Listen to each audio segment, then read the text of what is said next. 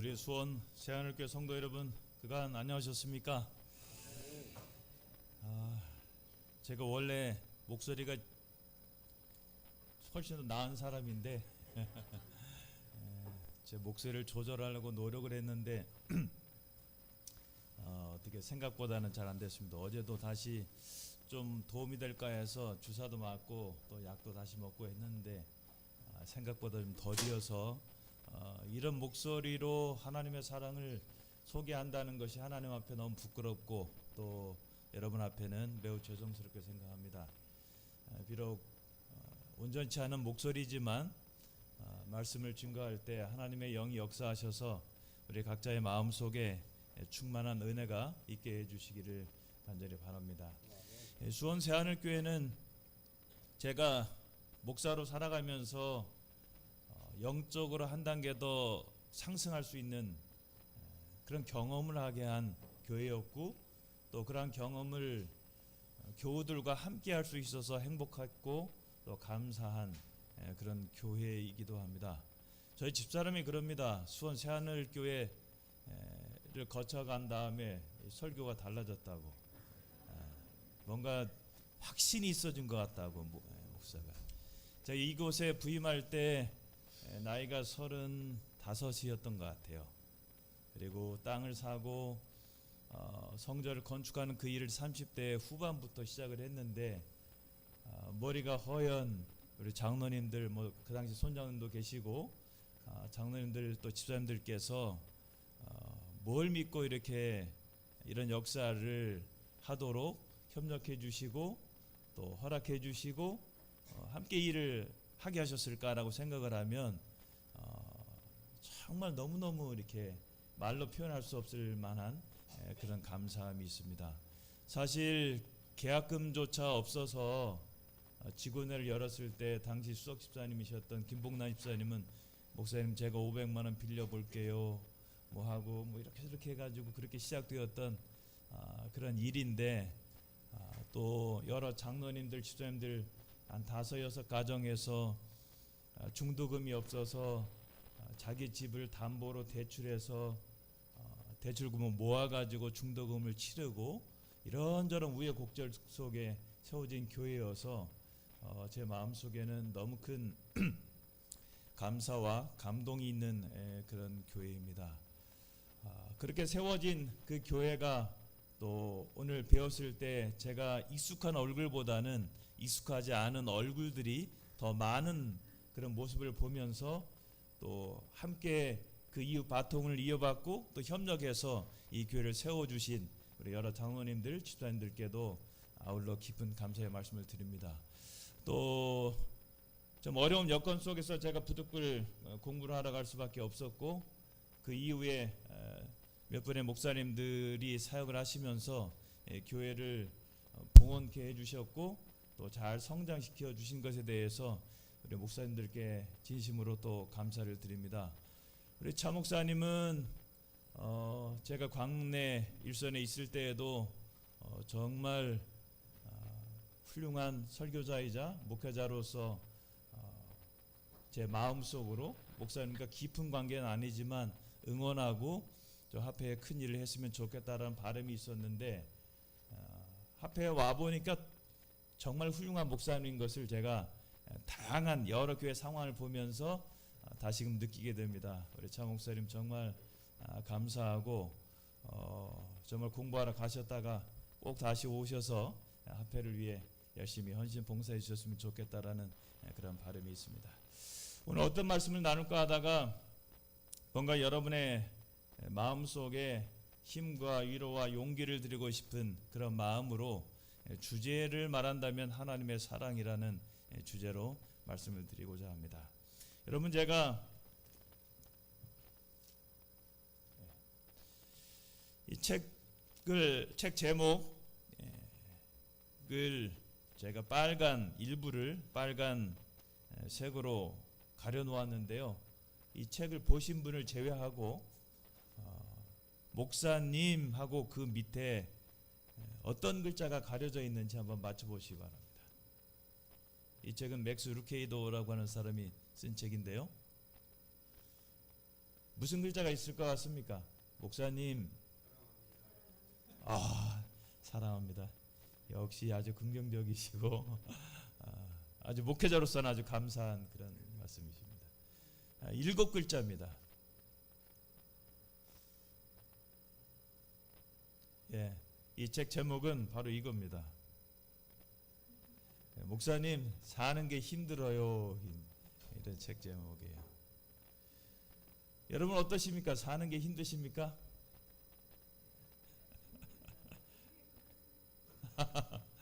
예.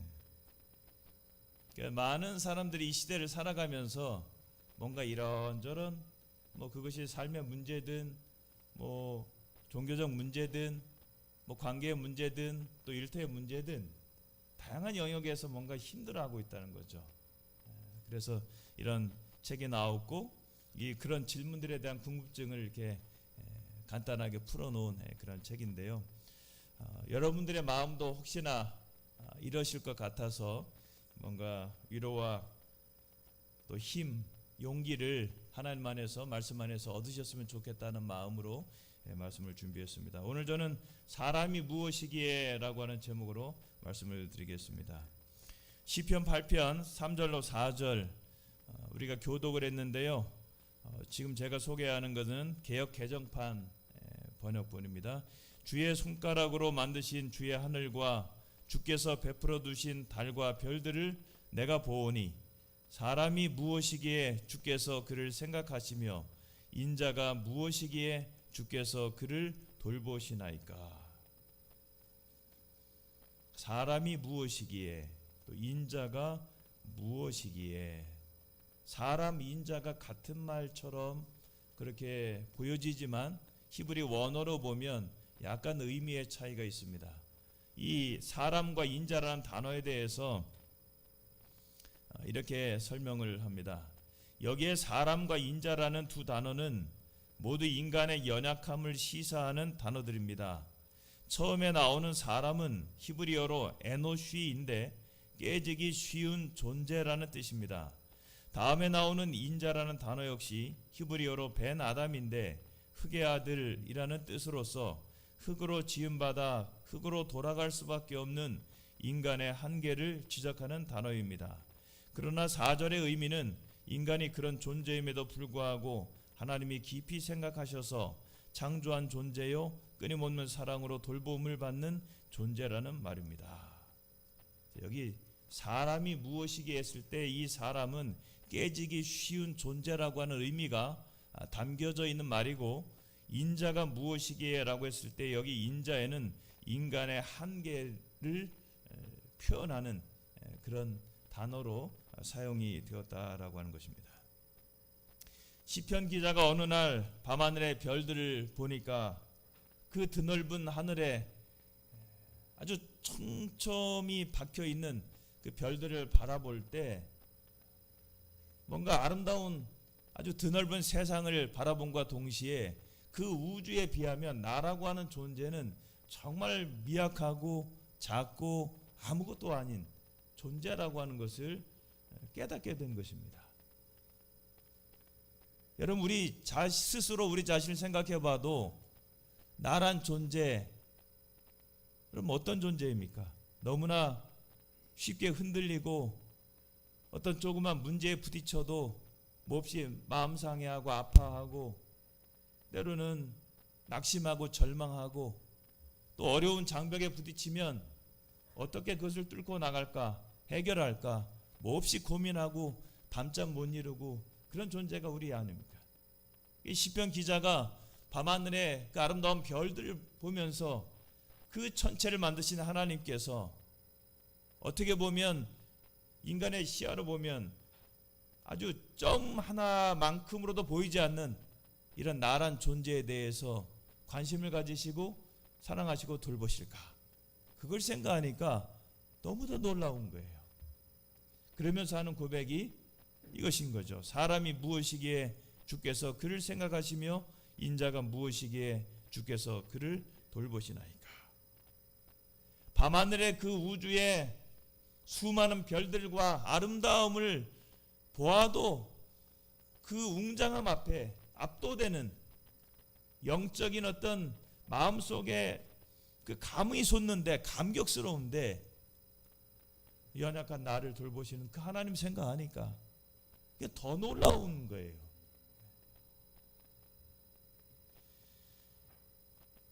여러분, 밤하늘에 별을 바라보면서 그 찬란한 아름다움을 보신 적이 있으십니까? 그야말로 황홀한 별빛이 가슴에 와닿고 또 마음속 어딘가를 비추는 듯한, 뭐 요즘 아이들 말로 감성, 뭐 그 감성, 그런 느낌, 그런 것을 느껴보신 적이 있습니까? 때로는 바빠서 그럴 시간도 없고 또 보고 싶어도 공해가 하늘을 가려놓아서 또 보이지도 않고, 또 우리의 육안의 시력이 약해서 많이 보지도 못합니다만, 제가 이 시간에 몇 장의 그 밤하늘의 아름다운 그 별들의 모습을, 또 성운의 모습을 좀 소개해 드리고자 합니다. 지금 소개해 드리는 그 사진들은 그 별새꽃돌 과학관에서 천문대장을 하고 있는 제 친구가 찍어서 작업해서 보내온 그런 사진들입니다. 여러분 뭐 네이버를 검색하셔도 볼 수 있는데, 별새꽃돌 과학관에서 직접 작업해서 보내준 그런 사진이기 때문에 여러분 또 특별한 그런 마음과 또 아름다움이 있다고 생각합니다. 여러분, 이것은 성운인데요, 2022년 9월 30일에 찍은 사진입니다. 밤하늘에 가운데 모양이 꼭 말머리 모양처럼 생겼잖아요. 그래서 말머리 성운이라고 합니다. 성운은 뭐 가스나 뭐 수소, 헬륨 뭐 이런 것들로 이렇게 성분이 형성이 되어 있는, 그래서 성운이라고 하는데요. 그러니까 말머리 성운이라고 합니다. 자, 또 하나의 사진, 이것도 성운인데요. 이름을 한번 맞춰 보십시오. 무슨 성운일 것 같아요? 여자분들은 더 쉽게 맞히실 수 있을 것 같은데. 그렇죠. 그러니까 태아 성운이에요. 이거는 태아 성운. 밤하늘에 우리 육안으로는 안 보이지만 천체 망원경을 통해서 보니까 별들이 총총히 박혀져 있는 그 주변을 여러분 이렇게 성운, 가스층 이렇게 종합적으로 어우러진 그런 모양을 마치 태아처럼 이렇게 형성된 것을 보게 됩니다. 자, 이것은 역시 성운인데요. 이선 가운데 보시면 그 올챙이 두 마리가 가는 것 같지 않아요? 그래서 올챙이 성운입니다. 올챙이 성운. 자, 그 다음에 이것도 역시 성운인데요. 이 성운의 이름은 헬릭스라고 하는 성운이에요. 헬릭스 성운인데 이거 눈물을 흘리는 신의 눈동자라고 불리우는 그런 성운입니다. 그러니까 밤하늘에 이런 아름다움이 다양한 형태와 모양으로 형성되어 있는 것이죠. 우주에 말이에요. 그 다음에 이 사진은 삼열 성운이라고 하는 그런 성운이고요. 이 사진은 꼭 아버지와 아들 같다 해가지고 부자 은하라고 불리우는 그런 은하입니다. 그 다음에 이 사진은 여러분들이 좀 들어봄직한 그런 이름인데요. 안드로메다 은하라고 합니다. 안드로메다 은하. 정말 우주가 단지 별만 촘촘히 박혀 있는 것이 아니라 그 아름다운 어떤 그런 것들이 장엄함 속에 어우러져 있는 것을 보게 됩니다. 자, 그 다음에 제가 친구한테 좀 별들 사진이 많은 것 좀 보내라 했더니 이렇게 정말 아름다운 또 촘촘히 각기 다른 형태의 빛들을 쏟아내고 있는 그런 별들의 모습을 보게 됩니다. 이중성단이라고 그러고요. 자, 여러분 현대인의 성경 시편 33편 6절로 9절에 보면 이렇게 말씀합니다. 여호와의 명령으로 하늘이 만들어졌으며 그의 말씀으로 수많은 별들이 생겨났다. 하나님께서 말씀으로 이 수많은 별들을 만드셨다고 하는 거예요. 그가 말씀하심으로 세상이 창조되었고 그가 명령하심으로 모든 것이 나타났다라고 말씀합니다. 여러분, 우리가 동전 하나를 들고 밤하늘의 별을 바라볼 때 그 동전 하나 속에 담겨 있는 별의 개수가 어느 정도 되는지 아십니까? 한 책을 보니까 약 1500만 개나 된대요. 그러니까 그만큼 우주가 엄청나게 넓다는 거예요. 상상할 수가 없는 거죠. 뭐 몇십 광년, 몇백 광년 그러잖아요. 거리가 1광년이 빛의 속도로 1년간 가는 거리니까 얼마나 넓은 겁니까? 지구를 똑딱하는 사이에 빛의 속도가 지구를 7바퀴 반 돈다고 하는데 그 속도로 1년간 간 거리가 1광년인데 뭐 수천 광년 거리 떨어져 있는 넓은 드넓은 세계가 우주 아닙니까? 그러니까 동전 하나 속에 가려진 그 별의 개수가 1500만 개니까 엄청난 우주가 이 밤하늘에 펼쳐져 있는 것입니다. 근데 여러분, 성경은 하나님에 대하여 다음과 같이 말씀합니다. 이 구절은 여러분께서 좀 제가 목 좀 물 마시고 있는 동안 읽어주시면 감사하겠습니다. 시작. 별들의 수요를 세시고 그것들을 다 이름으로 부르시는도다. 이주는 위대하시며 능력이 많으시며 계시가 무궁하시도다. 그러니까 하나님은 밤하늘의 별들을 각기 만드신 분일 뿐 아니라 그 별들의 수요를 하나하나 세시는 분이시라고 하는 거죠. 그리고 그 개수를 하나하나 이름대로 부르시는 분이라고 하는 거예요. 그러니 하나님의 위대함, 능력, 지혜, 섬세함이 이 구절을 통해서 우리가 느끼게 됩니다. 그런데 시편 기자는 그 하나님이 우리 인생들에게 하시는 일에 대하여 다음과 같이 그 앞구절에서 언급하는데요. 3절에 보면 상심한 자들을 고치시며 그들의 상처를 싸매시는도다 라고 말씀하세요. 새 번역에는 마음이 상한 사람을 고치시고 그 아픈 곳을 싸매어 주신다라고 말씀합니다. 하나님께서 밤하늘에 수많은 별들을 만드시고 그 별들의 개수를 다 세실 뿐 아니라 그 이름들 하나하나를 다 아시는 하나님께서 마음이 상한 사람을 고치시고 그 아픈 곳을 싸매어 주신다라고 말씀합니다. 여러분, 성경 주성은 이 구절에 대해서 다음과 같이 언급합니다. 하나님은 위대한 영혼의 의사이시며 마음을 찢는 모든 고통을 감지하신다. 우리의 평안에 관련된 것은 무엇이든지 그분께서 주목하지 않을 만큼 작은 것은 없다. 그러니까 하나님이 우리 마음속의 고통, 마음을 찢는 고통을 감지하지 못하시는 것은 하나도 없다. 알지 못하시는 것도 없다. 그 다음에 시대소망 356페이지에는요. 사람이 한숨 짓고 고통을 느끼고 슬픔을 당하는 것은 무엇이나 다 반드시 하늘아버지의 마음에 파동을 일으키는 것이다. 내가 한숨 지을 때, 내가 마음 상해서 아파하고 슬픔을 느끼고 고통을 느낄 때 하늘아버지의 하나님의 마음속에 뭔가 파동이 있는 거예요.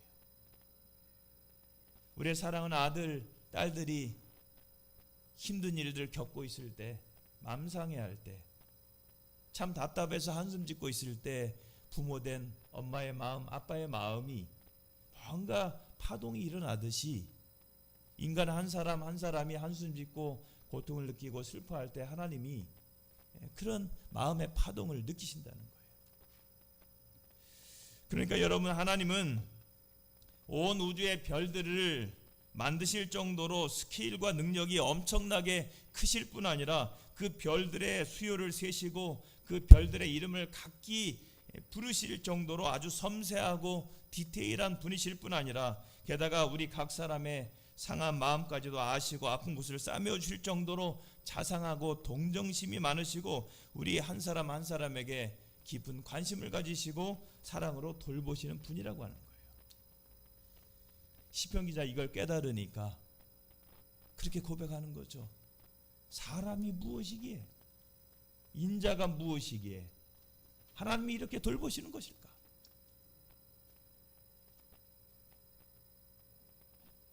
마음속에 감탄과 감동과 감사의 마음이 밀려온 것입니다. 그런 다음에 하는 고백이 앞서 말씀드렸던 것처럼 사람이 무엇이기에 주께서 그를 생각하시며 인자가 무엇이기에 주께서 그를 돌보시나이까. 여러분, 사람을 물질적인 가치로 보면 정말 별것 아닙니다. 여러분, 다음에 글을 보십시오. 사람의 몸을 굳이 돈으로 치면 1-2만 원밖에 되지 않는다고 합니다.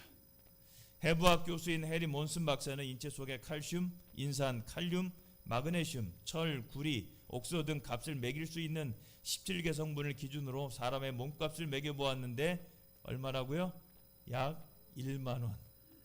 또 체중이 70kg인 사람을 분해하면 비누 7개의 지방, 물 49리터, 성냥 2200개 분량의 인, 2.5cm의 철못 등이 나오는데 이를 돈으로 환산하면 6,000원이라고 합니다.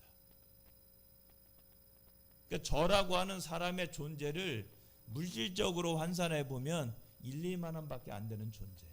여러분들도 마찬가지예요. 근데 여러분, 그 밤하늘에 그 수많은 별들을 만드시고 드넓은 창공을 만드신 그 하나님이 왜 이런 나에게, 왜 이런 우리 한 사람 한 사람에게 깊은 관심을 가지시고 사랑하시고 돌보는 것일까요? 생각해 보면 참 희한해요. 하나님 왜 그러시는 걸까요? 너무나 놀라워요. 어떨 때 하나님이 어떻게 이러실 수 있지라는 생각도 들어요. 우주에 비하면 나란 존재는, 이 지구라고 하는 존재 자체도 이 엄청나게 작은 땅덩이인데 우주에 비하면 이 지구의 70억 명 가운데 한 사람인 나란 존재를 돌보신다는 건 정말 하나님이 어떻게 이러실 수 있지라는 생각이 듭니다. 여러분, 오늘 본문의 성경 말씀인 시편 8편 4절 말씀을 그대로 인용하고 있는 신약 성경이 있는데요. 그것은 바로 히브리서 2장 6절입니다. 우리 여러분이 한번 읽으시기 바랍니다. 시작. 사람이 무엇이기에 주께서 그를 생각하시며 인자가 무엇이기에 주께서 그를 돌보시나이까. 예, 앞서 말씀드렸던 시편 8편 4절 말씀과 거의 흡사한 말씀이죠. 그런데 이 말씀에서 놀라운 사실은 신약 성경은 헬라어로 기록이 되어 있잖아요. 아까 시편 8편 4절은 히브리어로 기록이 되어 있고, 이 히브리어로 기록된 시편 8편 4절의 말씀을 헬라어로 번역할 때에 놀라운 사실은 여기에 주께서 그를 생각하시며라고 할 때 생각이란 단어의 헬라어 단어의 의미를 생각해 보면 또 이 말씀의 깊이가 또 느껴져요.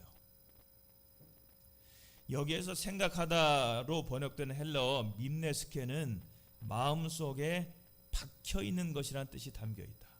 다시 말하면 주께서 그를 생각하신다고 했었을 때에 그 하나님이 생각하시는 그 대상이 하나님의 마음속에 박혀 있다라고 하는 의미예요. 그러니까 결론적으로 말하면 우리는 하나님의 마음속에 박혀 있는 존재라는 뜻이다. 하늘이 그토록 넓고 아름답고 밤하늘의 달과 별들이 그 광활한 우주에서 아름답게 빛나도 하나님의 마음속에 박혀 있는 것은 사람이라는 거예요. 나란 존재라고 하는 거예요. 너무나 시편 기자가 그 사실을 깨달았을 때 가슴에 감동으로 벅차올랐던 거죠.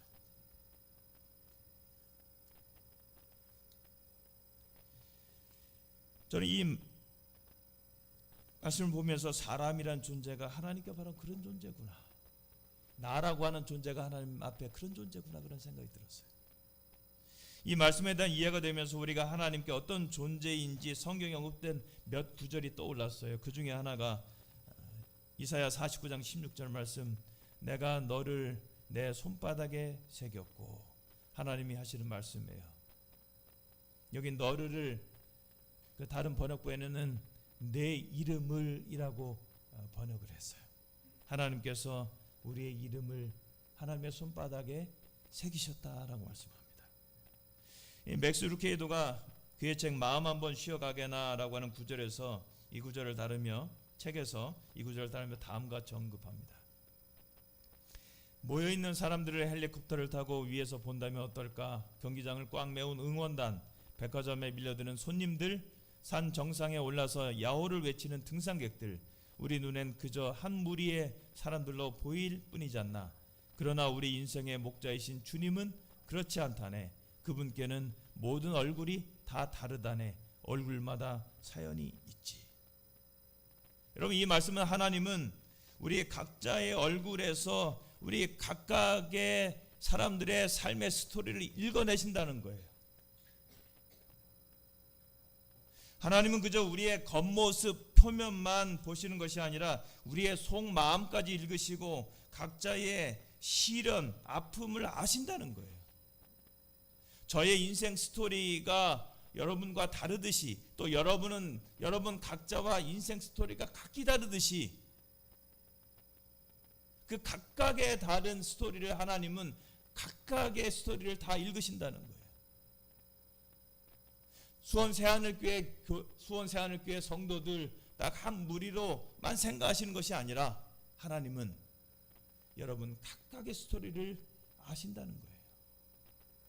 그 다음에 보십시오. 눈빛이 슬픈 저 사람은 철수라고 하는 사람의 인생 스토리를 보니까 그 슬픔을 읽어내시는 거죠. 하나님은 안경을 쓰고 얼굴이 갸름한 저 사람은 영이, 다리가 불편한 저 친구는 부모님이 안 계셔. 그래도 꿋꿋하게 살고 있지. 하나님이 그 스토리를 읽어내신다는 거예요. 인생의 주인이신 하나님은 우리의 이름을 일일이 아신다네. 자네의 이름도 물론 아시지. 그리고 그 이름을 절대 잊지 않으신다네. 나는 내 이름을 손바닥에 새겼다. 생각만 해도 가슴 벅차지 않은가? 자네 이름이 하나님의 손바닥에 있네. 자네 이름이 하나님의 입술에 있네. 우주를 아시는 분이 자네 이름을 모르시겠나?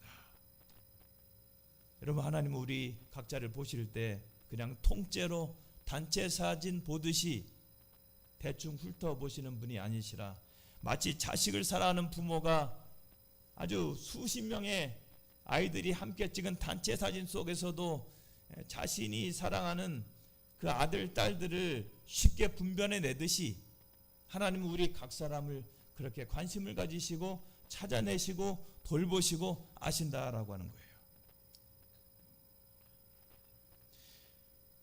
누가 무슨 고민을 가지고 삶을 살아가고 있는지, 무엇 때문에 불편을 느끼고 마음 아파하는지, 우리 삶의 고통이 어떠한지, 삶의 응어리가 얼마나 큰지, 아픈 관계 속에서 느끼는 상처가 얼마나 깊은지 하나님은 다 아신다라고 하는 거예요. 여러분, 하나님은 우리를 단체 수업 형태로 가르치시고 돌보시고 인도하시는 것이 아니라 개인 과외처럼 우리의 특성과 실력과 삶의 형편에 맞게 우리의 고민과 문제를 해결해 주시고자 하시고 돌보시고 인도하시는 분이라고 하는 거예요. 여러분, 다음에 시대 소망에 있는 말씀 여러분 함께 읽으시기 바랍니다. 시작.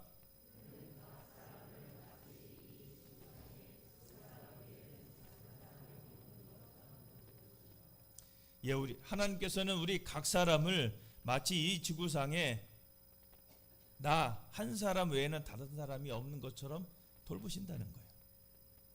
그러니까 하나님의 돌보심은, 하나님의 사랑은 1대 다의 형태가 아니라 1대1의 형태로, 그런 관계로 우리 각 사람에게 베풀어진다라고 하는 말씀이에요. 또 여러분, 이사야 43장 4절에 이렇게 말씀합니다. 내가 너를 보배롭고 존귀하게 여기고 너를 사랑하였다라고 말씀합니다. 여러분, 하나님은 우리 각 사람을 보배롭게 여기시고 존귀하게 여기시고 사랑하시는 분이십니다. 세상 모든 사람이 나를 버리고 업신여기고 무시하고 손가락질하고 온갖 비난과 모욕을 준다 해도 하나님만큼은 우리 각 사람을 보배롭고 존귀하게 여기시고 사랑하신다는 말씀이에요. 여러분, 출애굽기 28장에 보면 대제사장의 예복을 말씀하실 때 이스라엘 12지파의 이름을 보석에 새겨 넣어 가슴에 차게 하시고 또 양 어깨에 매게 하셨습니다. 그래서 하나님께서 당신의 백성들을 가슴에 새기시고 그들을 양 어깨에 매심으로 책임을 진다는 사실을 알게 하시기 위해 하나님께서 이렇게 예복을 만들게 하셨어요. 예수님이 그 일을 하실 것을 이 대제사장의 예복을 통해서 말씀해 주신 것이죠. 이런 성경 말씀들은 우리의 마음을 참으로 가슴 뭉클하게 만듭니다. 여러분, 우리 각자는 하나님의 마음에 박힌 사람들입니다. 그분의 가슴에 보석처럼 새겨진 사람들입니다. 그렇게 하나님이 우리를 그렇게 생각하시고 돌보시는 거예요. 이전에 김동호 목사님의 글을 읽는데 이런 내용이 있었습니다. 그 목사님의 그 손녀가 이제 그 며느리의 그 태아에서 이렇게 초음파 사진을 보았을 때 그 내용을 가지고 언급한 거예요. 우리 큰 며느리가 큰 손녀 미니를 임신하였을 때 보여주었던 초음파 사진, 그곳에 형체도 알아볼 수 없는 2.8cm의 태아가 있었다. 2.8cm 얼마나 작아요. 그 초음파 사진에. 하도 신기해서 보고 또 보고 하다가 교회 홈페이지에 글을 올렸다. 제목은 우주보다 큰 2.8cm였다. 그때 이미 내 손녀딸은 나에게 우주보다 크고 내가 가진 그 어떤 것보다 귀하고 내 생명보다 귀한 존재였다. 그게 사랑이다. 여러분, 하나님께 우리 역시 그런 존재인 거예요. 실제로는 우주가 초음파 사진 속에 2.8cm의 태아보다 비교할 수도 없을 만큼, 상상할 수 없을 만큼 크지만 사랑하는 할아버지의 눈에는 그 2.8cm 크기의 그 손녀딸이, 초음파 사진 속에 그 딸이, 손녀가 우주보다 크게 보이는 거죠. 사랑하니까. 여러분, 이 지구라는 땅덩어리 커봐야 얼마나 크겠습니까? 우주에 비하면 하나의 먼지에 불과하고 아예 보이지도 않습니다. 그런 땅덩어리 속에 나는 얼마나 작고 미약한 존재입니까? 그런데 여러분, 성경은 이런 우리에게 하나님께서 관심을 가지시고 돌보시고 사랑하신다고 말씀합니다. 마치 초음파 속에 2.8cm의 그 손녀가 우주보다 커 보였던 것처럼 온 우주를 만드신 하나님께서 우리 각 사람을 그렇게 큰 존재로 보시고 사랑하신다는 거예요. 그것이 우주보다 더 커 보이고 가진 그 어떤 것보다 더 귀하고 내 생명보다 더 귀한 존재라고 하는 목사님의 고백처럼 사람은 하나님께 그런 존재인 거예요. 그렇게 우리를 그렇게 돌보시는 거예요. 우리는 그 하나님 사랑하고 또 의지하고 살아가는 것이고요. 여러분, 두 형제가 서로 다투었습니다. 사실은 동생이 잘못했어요. 그러자 형이 동생을 나무라면서 이렇게 말합니다. 너 그렇게 못되게 굴면 아빠가 너 안 사랑해. 이 말을 들으니까 둘째가 움찔해졌어요. 정말 내가 나쁜 짓 하면 아빠가 날 사랑하지 않나? 때마침 옆방에서 아버지가 두 아들의 얘기를 엿듣고는 두 아들에게 나타나 이야기를 합니다. 먼저 작은 아들에게 걱정하지 마라. 나는 너를 사랑한다. 그리고 둘에게 이렇게 말합니다. 너희들을 다 사랑한다. 너희들이 잘하면 기쁜 마음으로 사랑하고 너희들이 못되게 굴면 슬픈 마음으로 사랑한다. 그것만 다르다. 그러나 사랑하는 건 마찬가지다. 그렇게 말을 했다고 그래요. 여러분, 하나님은 바로 이런 분이십니다. 마치 이 아버지와 같은 분이에요. 우리가 잘하면 하나님 기쁜 마음으로 사랑하세요. 때로 우리가 좀 하나님 마음에 안 드는 구석이 있으셔도 하나님 우리 사랑하지 않으시는 것이 아니라, 미워하는 것이 아니라 슬픈 마음으로 사랑하시는 거예요. 분명한 건 어떠한 상황에서도 우리를 향한 하나님의 사랑은 변하지 않는다는 거예요. 그러면 여러분, 이 하나님의 사랑에 대하여 조금도 흔들림이 없게 되기를 바랍니다. 때로 여러분 가족 간에도 마음 상할 수 있고 마음 아파할 수 있어요. 또 하나님 보시기에 부끄러움 가질 수 있어요. 그렇다고 해서 하나님이 사랑하지 않으시는 건 아니에요. 안타깝게 여기시고 사랑하시는 거예요. 때로는 성도 간에도 그런 마찰 그런 게 있을 수 있어요. 하나님 사업하다 보면 생각이 다를 수 있거든요. 그렇다고 해서 하나님이 사랑하지 않으시는 것이 아니라, 미워하시는 것이 아니라 슬픈 마음으로 사랑하세요. 변하지 않는 것은 하나님의 사랑이에요. 우리 시조사에서 발행된 타이 깁슨의 새로운 시각으로라는 책이 있는데요, 그 하나님의 사랑에 대해서 이렇게 말합니다. 여러분 함께 읽어주시기 바랍니다. 시작.